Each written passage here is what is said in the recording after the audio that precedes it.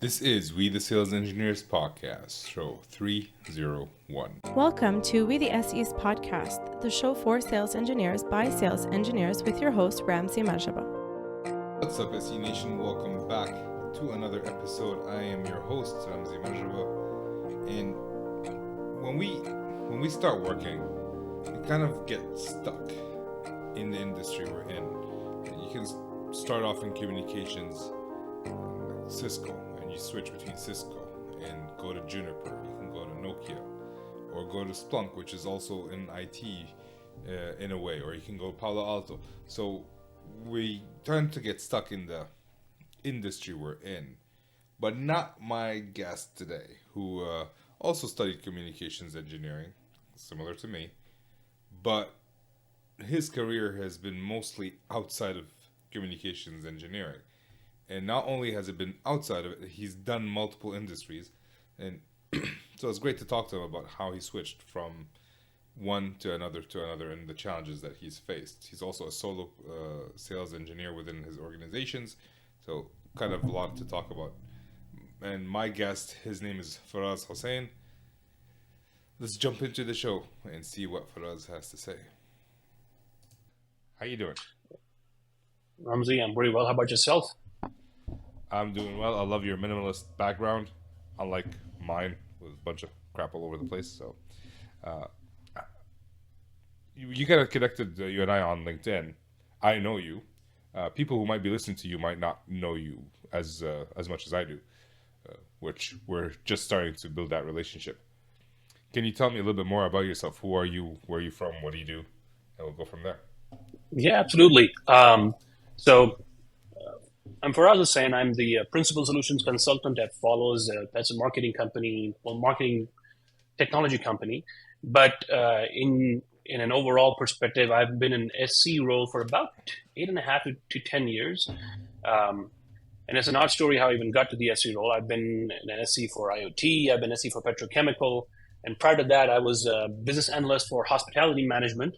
So a lot of industry hopping along the way, and actually started off in embedded systems designing of all the things, guidance systems for weaponry. So there's been a lot of industry hopping to get here. But overall, I think it's if I was to sum up myself, and I'm going to use my manager's words, I've ended up inadvertently as a Swiss Army knife SE that you can put into any situation. And I'm not sure if I like it, but maybe I do. It's a fun way to get here. Okay. All right. Swiss Army knife. I like that. That might be the title. We'll see. All right. So, what did you study? If we can go back. So my undergrad was in communications engineering, telecommunications, telecom. You would expect I would have been able to something like Verizon or Cisco or otherwise. But interesting, that's not the case. I might say for my first role ended up in designing embedded systems, weapon systems, radio systems, and so on and so forth, working in conjunction with a company that's partners with Texas Instruments. So a year and a half of that. But then just after finishing that off, there was an opportunity for me to go and start up with something with my father, especially in hospitality. He's in hospitality, so we start off our company. So you go from embedded system design to working in the Middle East and consulting for hotels and designing hotels and working with engineers and brand guidelines, for example, like Four Seasons and so on and so forth, implementing those hotels, turning shopping malls into hotels. Kind of segue from there to do my postgrad in business management from the UK. Glasgow, actually, which is surprising. I don't have that accent and I don't do the long nose that you see from Glaswegian people. I love that place. And then came back to that into the whole hospitality thing before kind of moving into the SE role here in the US. Okay, so you say you're designing hotels. What do you like? Are you designing the actual architecture of the hotel, or are you more focused on the IT side? What is it that you were working on? Interesting. So it was mostly a consulting role. My focus was the IT side, the overall network setups in the hotel, the telecommunications, all of that. Working with, of course, with some of the structural engineers.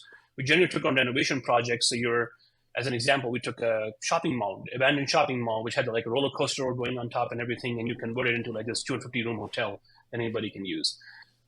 So there's that early exposure to working with all these cross-functional teams and engineers in one place, interior designers in one place, communicating the IT guys and networking guys in one place, figuring out how to hire chefs and all of that, actually turnkey handing over the hotel. That was a really interesting experience, and also working in the Middle East market because it's got its own dynamics and the way you kind of have to be very sensitive to cultural requirements and so on and so forth.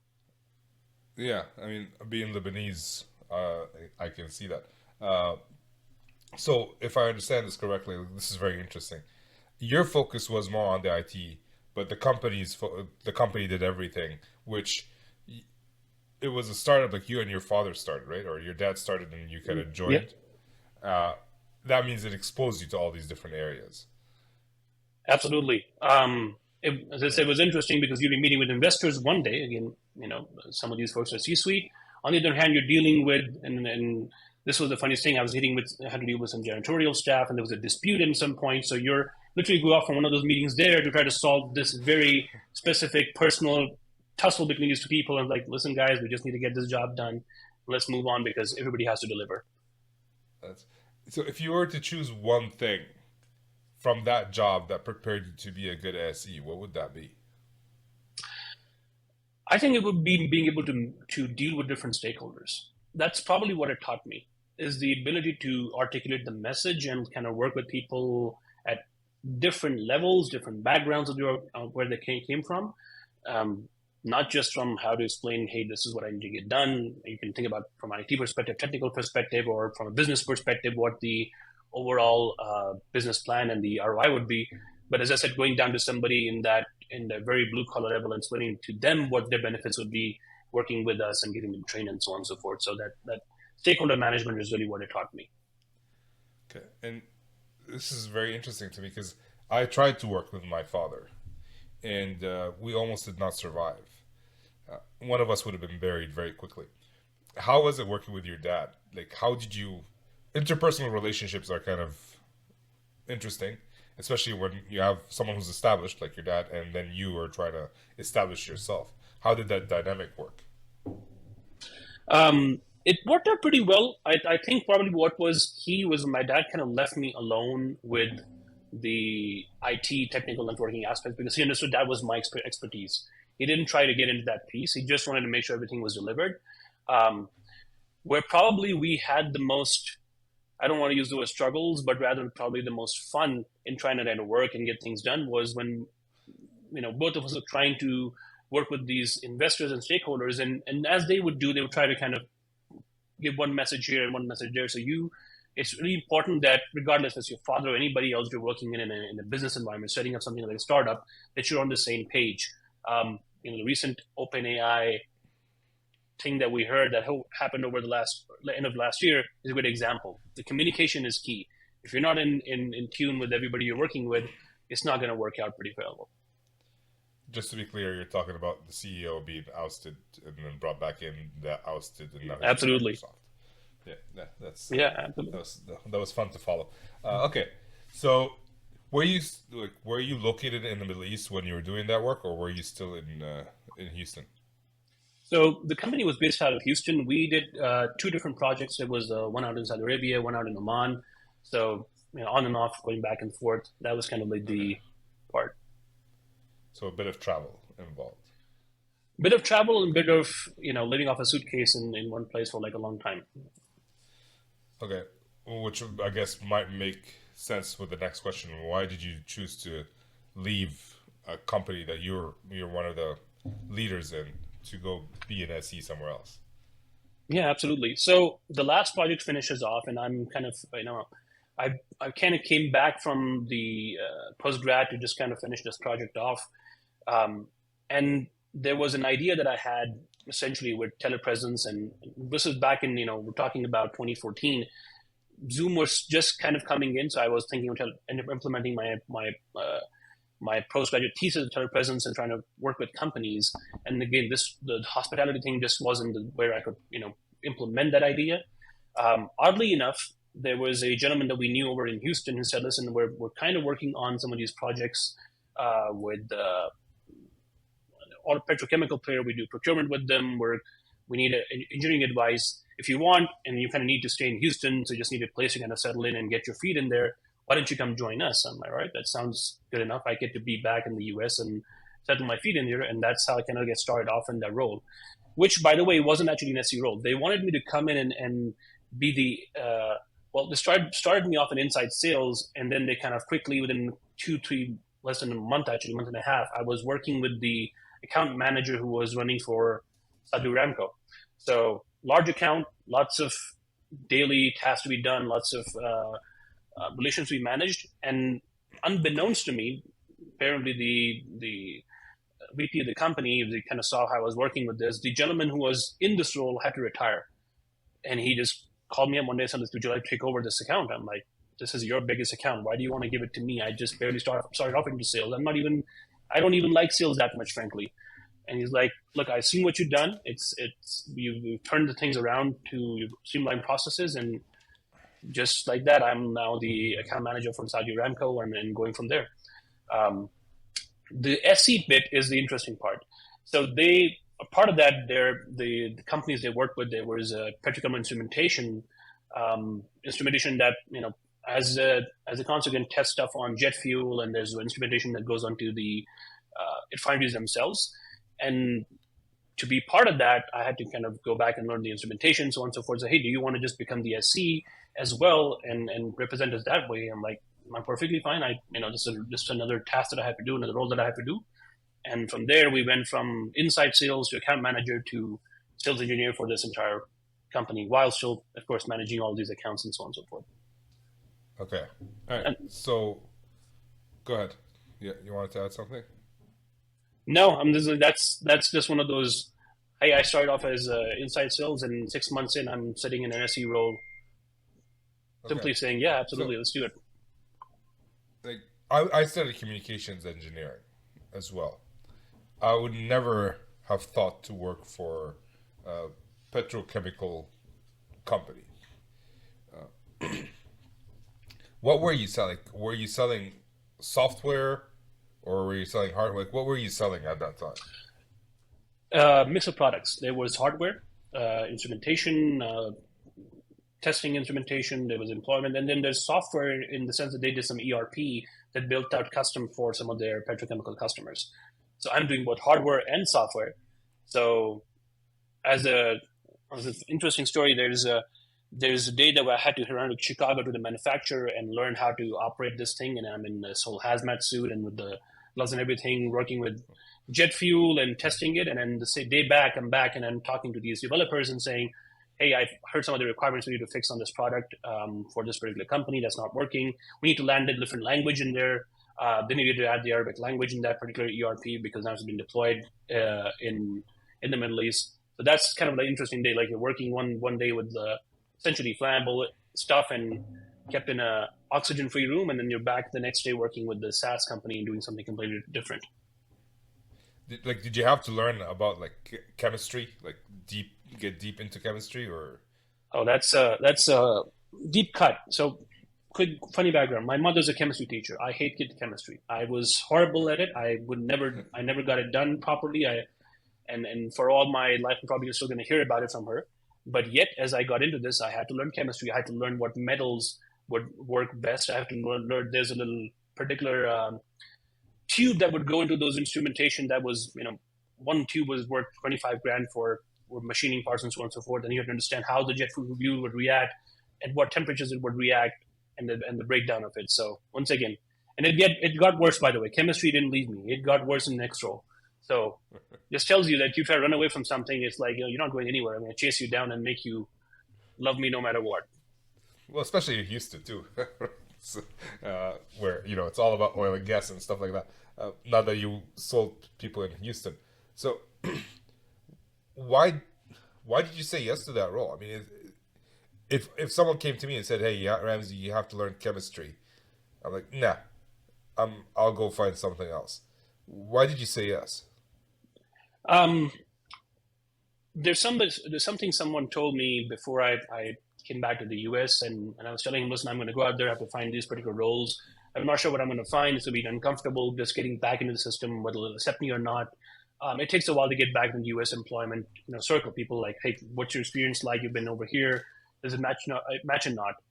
And this gentleman, he said, listen, you're not going to find the role that you want immediately. I mean, especially, coming from an immigrant background, which I'm guessing you have as well.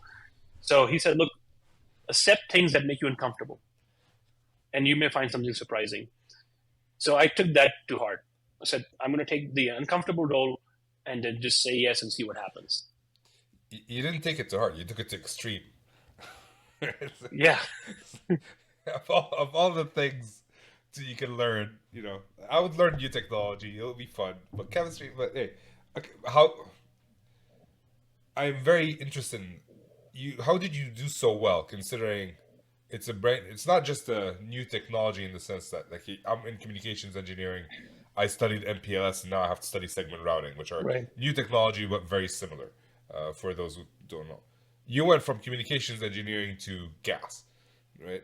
Which, by the way, I'm not sure why they call liquid gas in the United States and Canada, but that's a different story.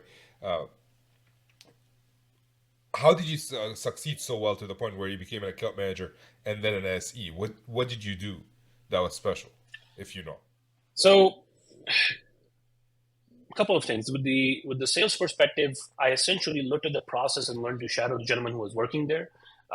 He'd been in that particular AM role for like decades at this point. Like he was trusted within that account and so on and so forth.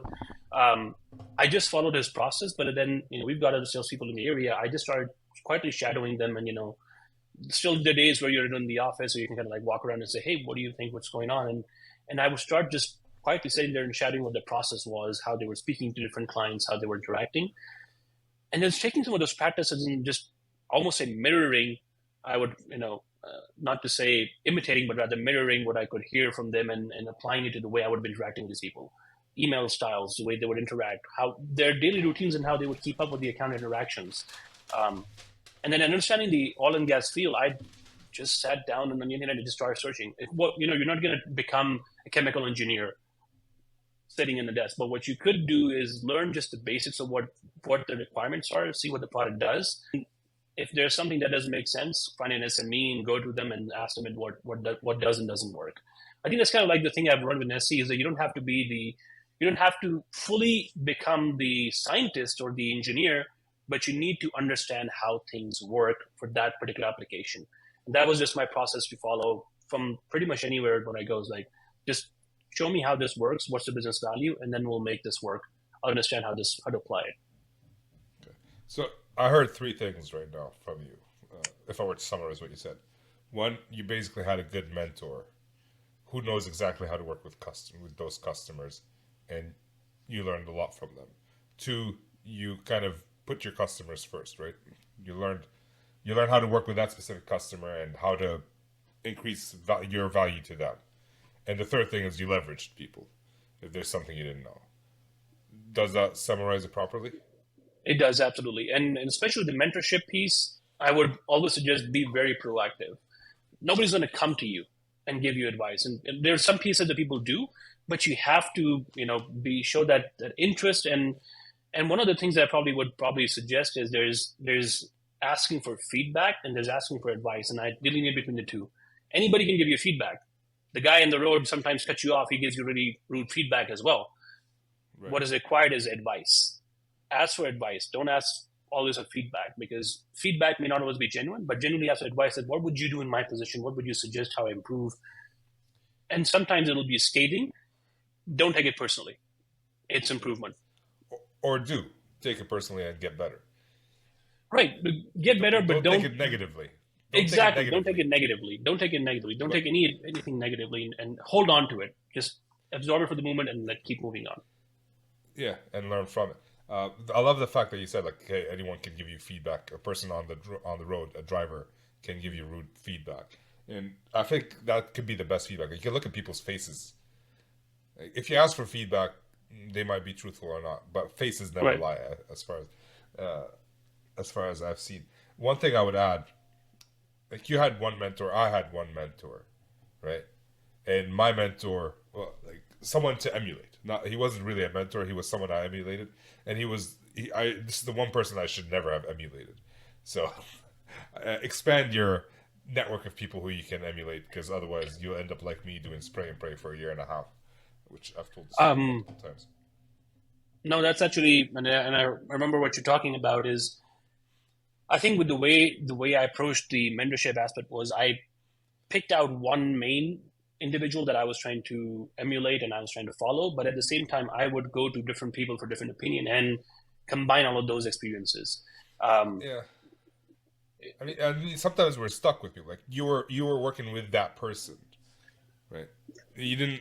You were gonna see that person do their job, whether you wanted to or not. It's not like you picked that person. It's just the situation.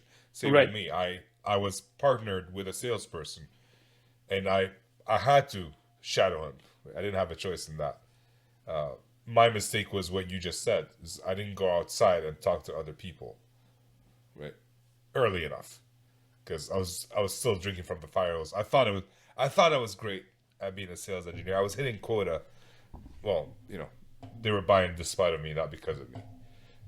So, but yeah, I like that. Go outside. Always expand your resources. Don't just stick to one person or two people.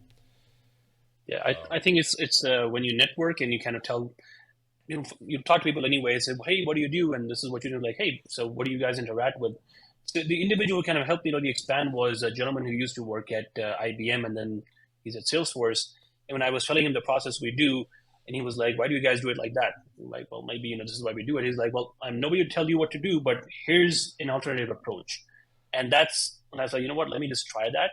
It did kind of, by the way, uh, cause some initial friction with my original, mentor emulator. But even then, he figured it out. He's like, "Yeah, you make sense." So it's like going outside of your box and saying, okay, what else could somebody advise? What else could somebody in IBM advise what I do in petrochemical procurement that could perhaps make Oh sense? yeah. And that's the thing. That's the thing that I noticed. Like I talk to people. I'm in networking, right? I'm in test and measurement, even a niche within a niche, right? Test and measurement. And I talk to you, and I learn a lot from you. You're in a different industry altogether. Right now, you're in marketing. You've done multiple things, but don't limit yourself to one industry. And I love the thing that he said. This is an alternative approach. It's like not that you shouldn't do it that way. You should do it this way. This is something you can try. And Yeah. as soon as someone says this is something you can try, now in your head it's like, yeah, I can try it. And now somebody else will say, I can try it, even if they're stubborn. Everyone is willing to try something sometimes. Okay. Yeah, it's Um, Go ahead. I was like, that's really the one of the key things I've also learned throughout. And this is my first role. There were many blunders I would commit further on in different roles. You kind of keep doing the learns and you do those bloopers, I would rather call them. But it's that idea of like find out what anybody else is doing and use it to improve yourselves. Just don't get locked in a box. Yeah. Don't think you know everything, Absolutely. which is something I've actually thought for a little bit until I got humbled. All right. So you went from petrochemical to tank monitoring. Yeah. Tank monitoring. So this is kind of a really interesting thing even I didn't notice. And when I first moved into this particular role, this is all it was all IoT based, but the tagline that got me interested into this role was there are a billion tanks like there are a billion stars. And if you really think about it, that is true. They're kind of everywhere out there. So that's kind of what got me into this role. It was all about it went from the petrochemical aspect to now thinking about supply chains. So now you're going from the instrumentation and quasi SaaS side to thinking about supply chains, delivery schedules, trucks and jobbers, and so on and so forth. This was probably one of my favorite roles, and I'll tell you why. Because there was a lot of traveling involved. I enjoyed it at that time, but B, probably the most important thing is to me, IoT was still at that time the bleeding edge of what was being done. The ability to go and understand what's happening from an inventory perspective at not just chemical industries. These guys were looking at industries such as we could start off with the chemical factory out in, let's say, Houston, and then we would head up to somewhere in Wisconsin, look at a milk site, and then come back to Arizona and looking at water tanks for consumers. So understanding how each of the supply chains worked, and then Now, this is where the chemistry piece comes in. The way they monitor this stuff is essentially they were looking at, there's different ways to do it. People drop plumb lines, people use lasers. These folks were using pressure sensors to look at the weight of water and then extrapolate that to different chemicals and substances. Well, guess what? When you drop something in different chemicals, you have to understand how they react. You can't just drop steel into acid. You can't just drop some identity base. And now I'm back to chemistry again, understanding how what was the Viton would react with the sulfuric acid, and then steel is going to react with this temperature, and you're back to the whole chemistry thing again. I'm like, oh God, well, I'm looking at MSDSs and safety data sheets and seeing, okay, I see it looks like this thing's got this. Maybe this company is going to react with my manufactured steel and this Viton and this different materials. So that was kind of fun. I was like, I used to actually told my mother, like, it's back again. I'm looking at chemistry, and she would just give her the usual mom snicker, like, I told you so. You should have done better in that. I'm like, I guess so. You're right. Or this is proof that it doesn't really matter what you do at school. It's what you do after. It is. It was great proof to like come back. I'm full circle, and then said, hey, I'm back at. I left chemistry, and I was like, I'm never gonna have to do this ever again in my life. I'm a communications engineer. I'm gonna think about BTSs and antennas and beamforming and so on and so forth. And now I'm back doing chemistry. All right. And when you were, and I see you were covering in the previous job, you were covering one customer in Saudi Arabia, right? Saudi Aramco, if I'm saying correct. Right, a couple of customers, but yeah, generally very focused on one area. Okay. And then you move to this new role, and it's a different set of customers. Different set of customers, different set of markets, and then now I've got 5 AEs and actually 6 AEs in different markets that I have to cover and support, AE/AMs, and then with them you have to figure out how to support each one of them in almost. I tried to my best to do from like round robin fashion, but it was a lesson, a humbling lesson in time management to make that work. Okay, well, we're gonna get to time management in a second, but you've been working in. It's not just the products that you have to learn in three different industries, products, technologies. It's also customers, culture, the way people think. Going from like I am telecom, I don't ever have to think about supply chain because I sell, test, and measurement, but someone within my company is thinking about the supply chain, where they can get the chips and all that, and they think very differently than I do, right? How did you learn the customer set to help you actually help them? Yeah, it's so echoing. I think I've heard this from you in a different call. Is when I first went in, and I was we're coming from this background where I have gotten the idea of getting used to customers. I was very confident I'm going to do well here because I know how to engage with different stakeholders. The interesting thing was it took me the longest while to really understand the true business value. And I would almost attribute it to the fact that the way it was, the entire company culture to pivot to understand the actual business value, what we were selling to the chain. You'd think with supply chains, you were selling the ability to get something there on time, the inventory of something. It turns out that wasn't really the case. I'll give you a good example. When I first started off in time monitoring, we went to a petrochem customer actually out here in Denver, and we pitched the whole, your tanks are never going to run empty, and that's what's going to happen. And they're like, but that's not what my problem is. That's not my pain point. And I was like, okay, you know what? Tell me what your pain point is, because I was kind of semi-embarrassed, and even the AE was like, no, well, this is not going to work out. And this is how we think it's going to be important. He's like, no, that's not my problem.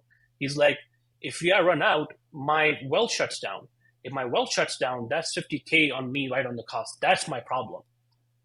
Running out isn't the actual problem. My well shutting down and me losing that revenue is my problem. So that kind of taught me that I need to go start thinking about beyond why this instrument will work, whether the line of sight with the Wi-Fi network mesh is great for your thing or not, why our monitors are that accurate or not, to what we actually solve for you at the higher business perspective. Is that your profits, your the cost that you're going to incur by not having it out there is the actual bottom line. It's not why my instrument is the better instrument, but what we can do for you. And that again, that I had to learn. And then again, I had to reach out to some networks and people who are in supply chain who actually said, yeah, that's what we actually push as well. We're actually trying, we're trying to do the whole organization. We're looking at the concept of scheduling, building out these connections. But at the end of the day, ensuring that bottom line in terms of revenue, in terms of efficiency is what matters. That's the actual concept of supply chains. And again, I'm sure the supply chains guys are going to hate us for saying that, but me for saying that, but that's how I was told. That's the bottom line. Well, no, like that's one thing that I learned as well, that when I worked with different salespeople, we show up to a customer call, and instead of asking questions, we're just trying to pitch. This is what we think it will help. So let's talk about that. But there's one salesperson that taught me that the first question you ask is, why did you even want to meet us? And that changes the entire conversation, right? It goes from like, hey, let me sell you. It's like, what can I do for you? What can I help you with? Right? And that's where you discover the pain points. And I'm in my industry, almost everybody thinks that the pain point is the customer needs to test. Right. But that's not the pain. The pain point is they want to release new software and new hardware on time. Because if they don't, they're losing money. They can't sell it to their customers. They can't recognize revenue. Right? And that's... Yeah. But no one talks about it in my industry. Like, when I talk to my customers, like, oh, you're the only one who's actually thinking about that. It's like, well, I don't know. I thought that was kind of obvious, but okay. Because we ask questions. So, all right. I love that you were able to dig into it and actually understand what the pain points are. Did that sound similar in all the customers that you worked with, or is it that specific customer? I think it was that customer that kind of triggered it. Everybody else, when you kind of go in with your AE, there's the expectation they've kind of set the stage to bring you in. Somewhat, this kind of, they've had initial conversations, maybe they've already visited the customer, and then they decide to bring in the SE. This was one that kind of made me think, okay, you know what? I need to go beyond just the technical aspects and maybe I'm talking about some of the very low level gains to actually understanding pain points and taking time for discovery. And it wasn't just that it hit me, when we kind of just went back and we had it, I used to report always, and somehow I've always done this, I report to the VP of revenue or VP of sales, just because I've always been a sole SE, never had been part of an SE team, is that he and I had a discussion as like, this is what we talked about. It's like, you're right. I think we need to kind of re-articulate our messaging when we go out there. So we went back and I worked with him, and then marketing, we kind of refined the pitch deck to kind of reflect that further, to go from the out of milk running to saying, this is what it actually means in terms of the efficiency that you're losing for that industry. Yeah, I think being a solo SE is one of the hardest things, and we'll talk about that in a second. But what I love about being a solo SE, it usually means it's a small company, and you're able to do things like that, where you can influence the trajectory of a company. Like, we were talking about this, and now we're going to talk about that.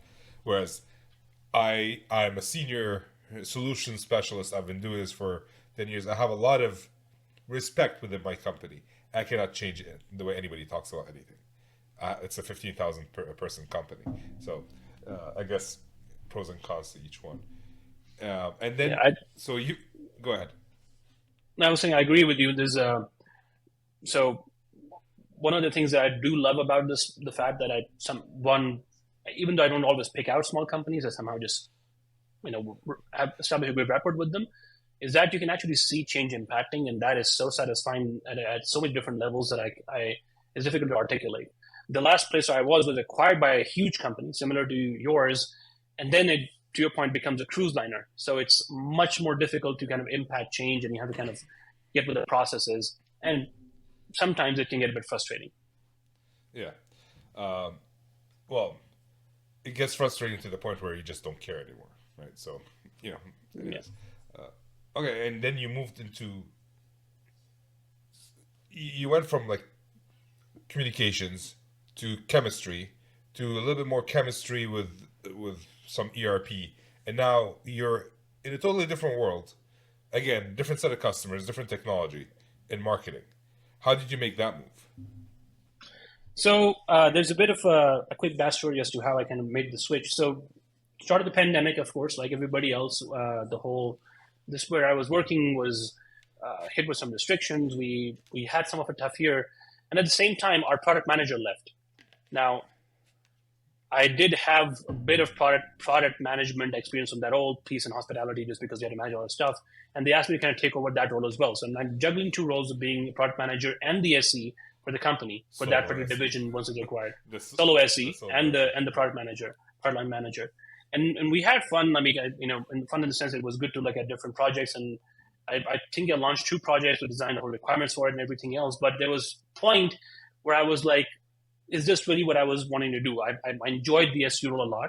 I'm not saying product management isn't fun, but I just enjoyed the aspect of being more in front of customers and so on and so forth. And so I kind of made a decision to see if I could pivot and look at different things. I was expecting to go something in a similar role, but then I just kind of, we start talking on this with the interviewer, and I like the idea. I'm like, you know what? That same thing hit me at, let's do something that makes me uncomfortable. I've always found marketing uncomfortable because somehow it was all difficult for me to understand all the concepts, demand gen versus account based and all of that. I'm like, I'm just going to do this. It is SaaS. I've done SaaS before. Let's get into it. And that's how we're now into a completely different industry and way of thought in terms of the way the stakeholders interact. Okay. What's the major difference? You sold hardware, you sold software, and now you're selling SaaS.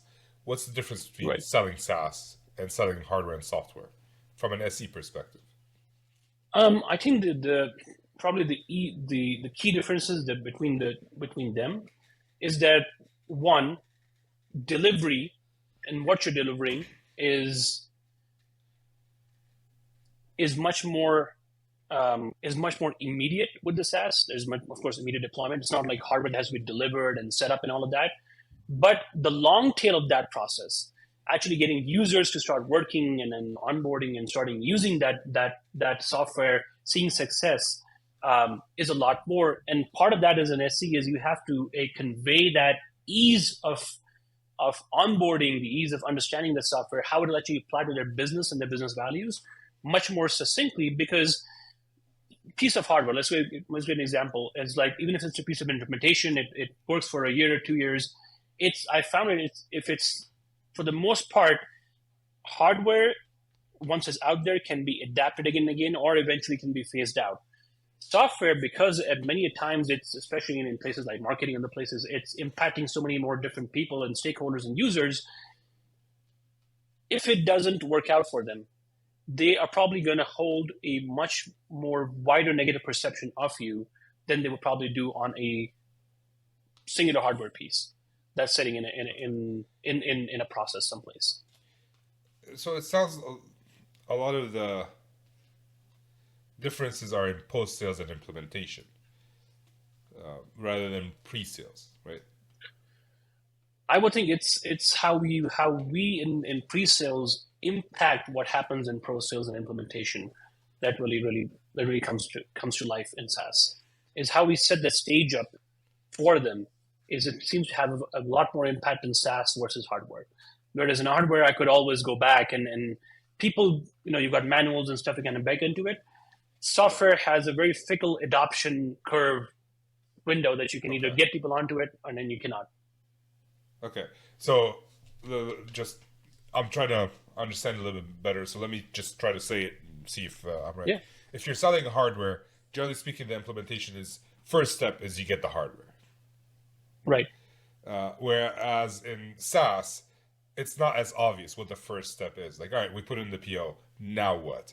And as a pre-sales engineer, you kind of have to make it clear. Like, once you put in the PO, this is the first step that's going to happen, and then we're going to do this. It's kind of like showing them the vision of what's going to happen in a few weeks or months. Did I understand that correctly? Right. That vision and what that business success is going to be like. So you take in hardware, you install it, it comes with a manual, it's hardware. Somebody has to be there to learn to train it and operate it, and you always get the 3 people that you need or 4 people that you need, and they get to understand it. That's not always the case with SaaS. You're not always going to get everybody in the room. You're not always get the right stakeholders in the room because it's impacting so many more people at times as compared to hardware. Right. So okay, I view SaaS in that sense as selling complex networks, for example, like Cisco or Right. Nokia or whatever. Once you buy, once you put in the PO, we have to ship the equipment, and then we have to build the network, and now we have project management involved. The adoption is a little bit different because if you buy a bunch of routers, you're gonna plug them into your network somehow. But if you buy like Miro, for example, a software, Right. some people might use it, some people might not. You know, if, and if most people don't use it, then you just spent a lot of money. So as a sales engineer, your job is to make sure that more people use it after they buy, so that they can view you positively and you actually solve the problem. Does that sound right?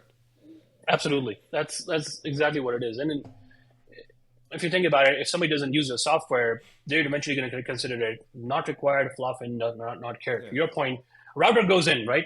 What's the worst that could happen? Something doesn't work, you come in to replace it, and it's still managed by like one, two Yeah. individuals. There's a lot more that can And happen, but I mean, the individuals that are managing it are more involved. You have to get to the hardware piece to make it work. yeah. And at the end of the I day, mean, when you said what's the worst that could happen, I remembered last July in 2022 when someone configured something wrong in one of our service providers here, and there was an outage for a full day, and they lost millions of dollars, and the government called them in. yeah, So bad things can happen in case of that. But I understand your point. But if you think about like software like Salesforce, for example, right. if somebody buys Salesforce, their users will have to use it, right? But something Right. like Miro, for example, if someone or Quip, are you familiar with Quip? A little bit. It's basically like a account planning software that Salesforce purchased, like acquired. Quip is a software that not everybody wants to use. Even if I have to use it, I avoid it like the plague.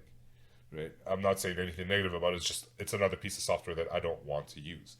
And I think it depends on the software in the end. Some software are essential and you will have to use it, and some software it's not. And then it's the SE's job to show the value so people can use it and adopt it.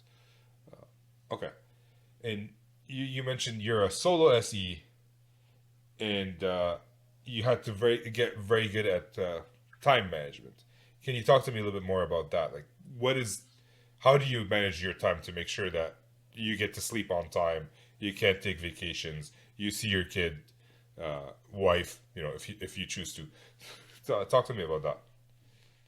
Yeah, it's a lesson that I kind of learned over in the last role that, initially when you're starting off in SE, you do want to like, hey, I'm available. I want to work with you guys at all. Let me know what you need.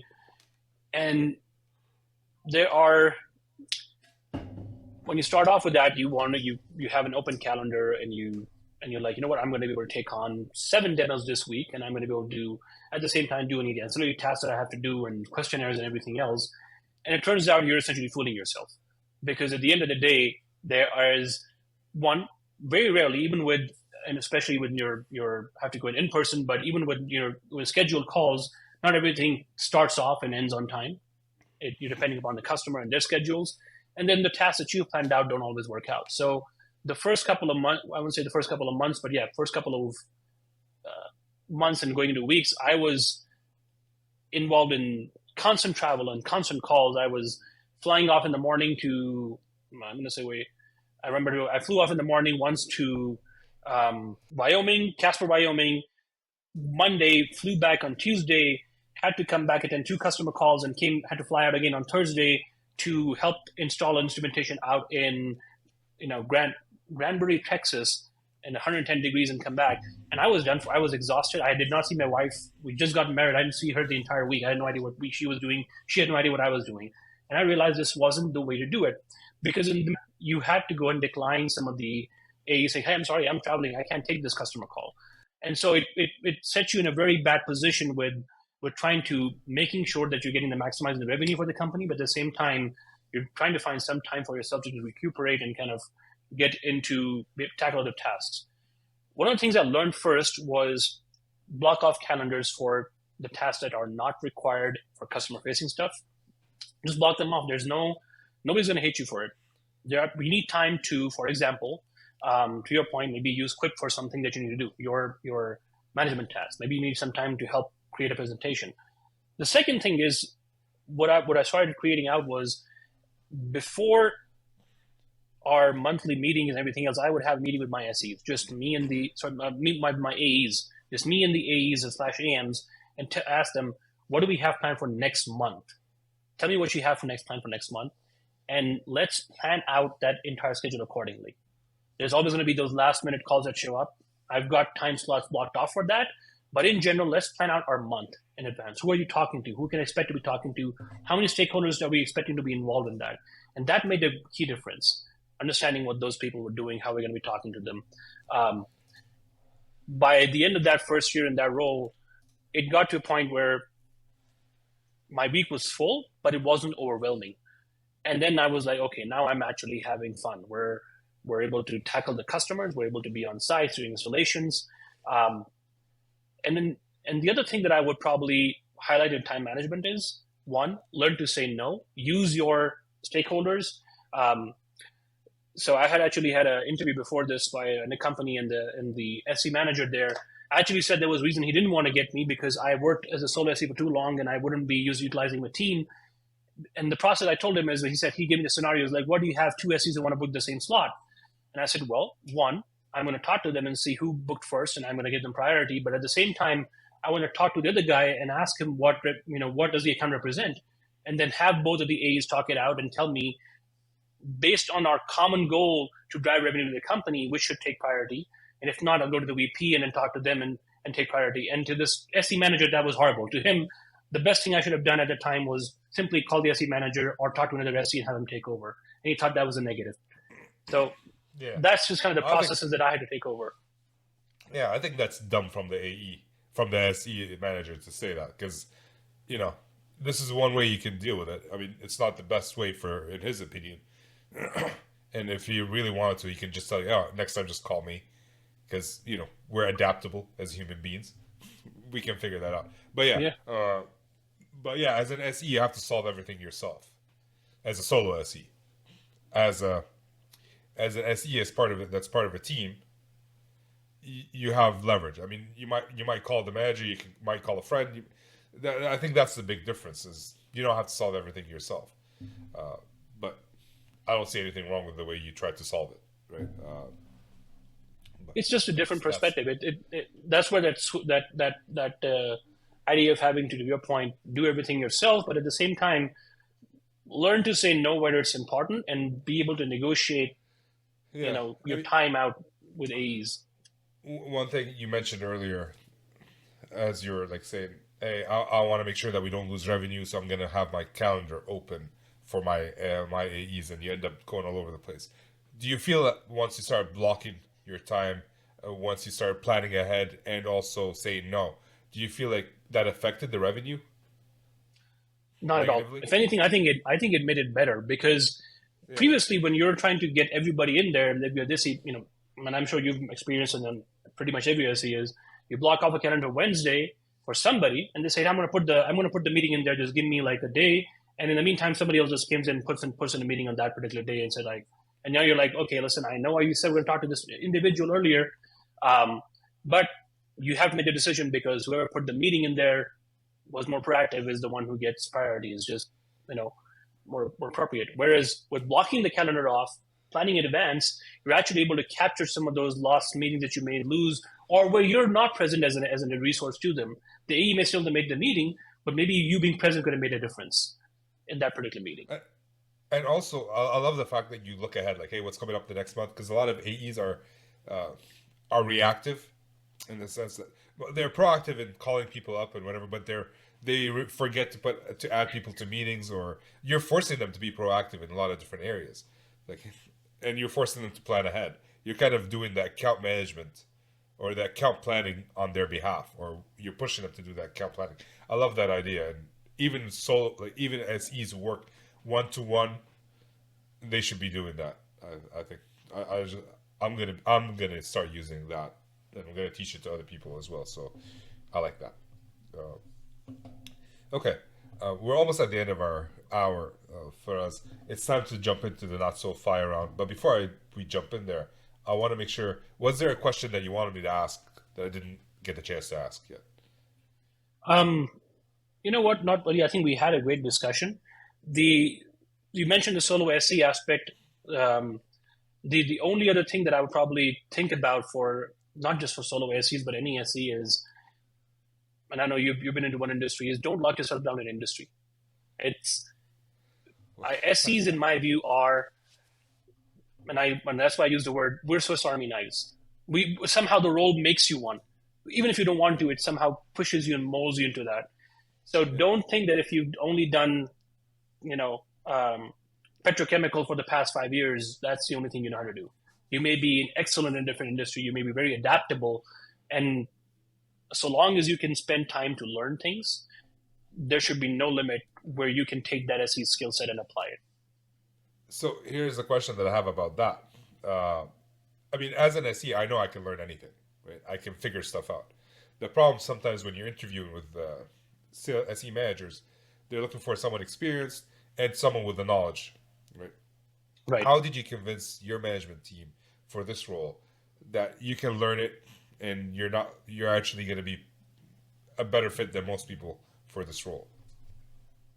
One of my mentors in my last role, and he's a wonderful gentleman. He taught me not just a line, but rather just a way of thinking. So when I was talking to these individuals, I said, "Listen, I come from this background. I do know a bit of SaaS. I know programming languages to an extent, how to work with APIs and everything else. But here's the thing: there is probably going to be an individual who's going to be better at marketing and APIs and programming.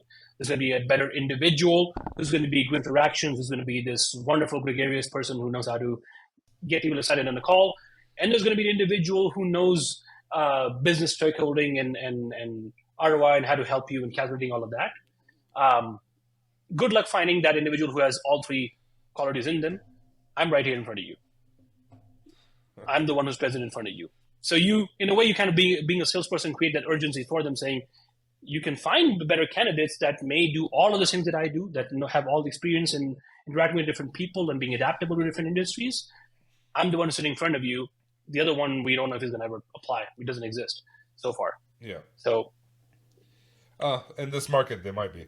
But yeah, no, I understand your point of view, and I agree with it. I always tell, whenever a hiring manager asks me, like, hey, but you don't know the technology, whatever, my response is, well, it's easier to learn technology than it is to learn humans.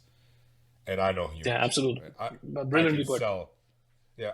I've sold equipment that I have no idea how they work to customers just because I'm good at what I do. And not only did I sell it, I sold it right. I didn't sell the wrong product. I sold the right thing to the right customer. They're using it. They're happy. And I didn't know anything about it before I started selling it. So that's the line that I use. But I like your line too. All right, so the not so fire round. These are the same 4 questions I ask almost every guest, and I would love to hear your thoughts, Faraz. So question number 1, what do you love about sales engineering? Variety. The ability to go and see different customers in different situations, help out with sometimes completely different pain points, and still be able to adapt the solution, the business solution, the technical solution to their requirements. And sometimes if you really do it right, you'll see that spark in that customer's eye that says, wow, this solves my problem right there and then. Nice. I like that. All right, question number 2, Faraz. I can ask it in 2 different ways. One, if you were to describe yourself, what would you say is your superpower? I think I'm going to now come back to what my current manager said and even before, is that ability to be a Swiss Army knife, is that I can do the SE role, but if I'm required, I can assist different teams. And adaptability. Probably the greatest thing that I've learned and I've created as a strength, that I can go and fit anywhere I need to fit.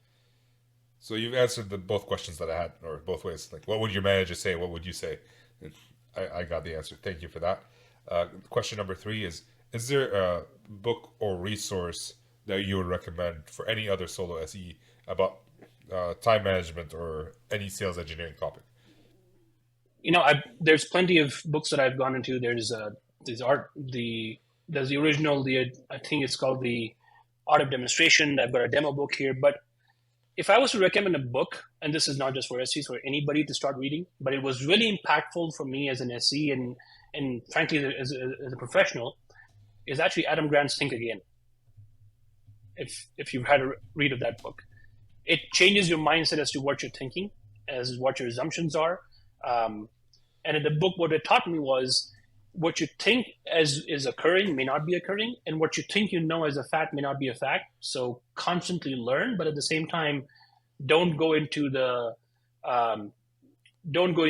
imposter syndrome every time you feel like you're in out of place. That need to constantly think that, hey, what my assumptions are could be wrong. That's what's really helped me in my career. Yeah. Okay, I like that. I'm gonna need to read that book. All right, on the list. Question number 4, or the last question of the not so fire round for us. Is there a habit you're working on today to improve your personal or professional life? Yeah, for me these days, I've been kind of we've got time management that I've worked on before. These days for me, it's how to combine time management, or rather, let me rephrase this way.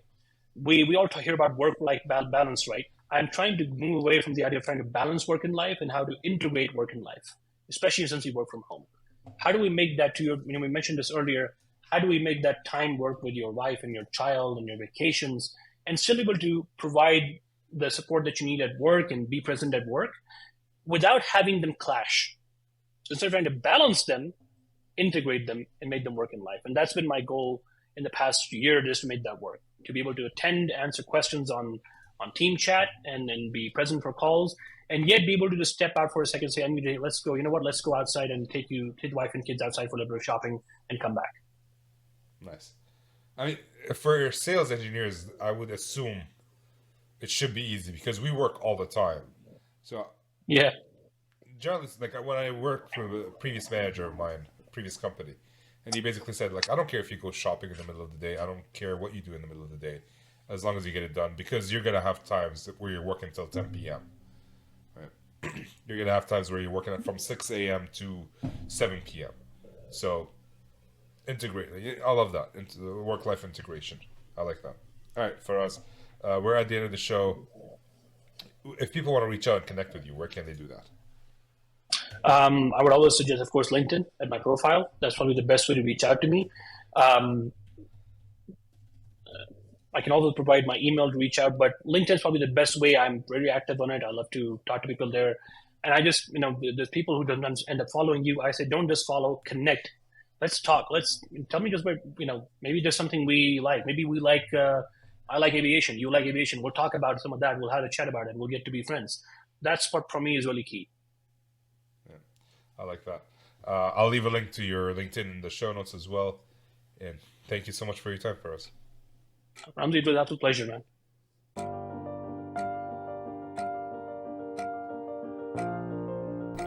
And that brings us to the end of the show. Thank you, Faraz, for being on. Thank you for listening and for being here.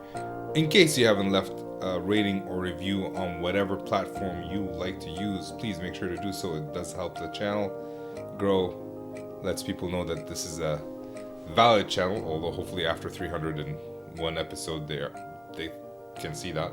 But your word always helps. So that's it. What did you guys think about the show? Would you want to switch industries? I like the communication world. Would I want to switch industries? Maybe. I don't know if the opportunity arises.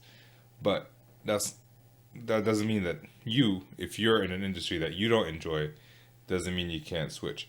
It might be harder. You might have to go kind of like what Faraz did and be a solo SE for a bit somewhere, help them build their teams, but you never know. So that's it for me today. Thank you for being here. And with that, I am signing off.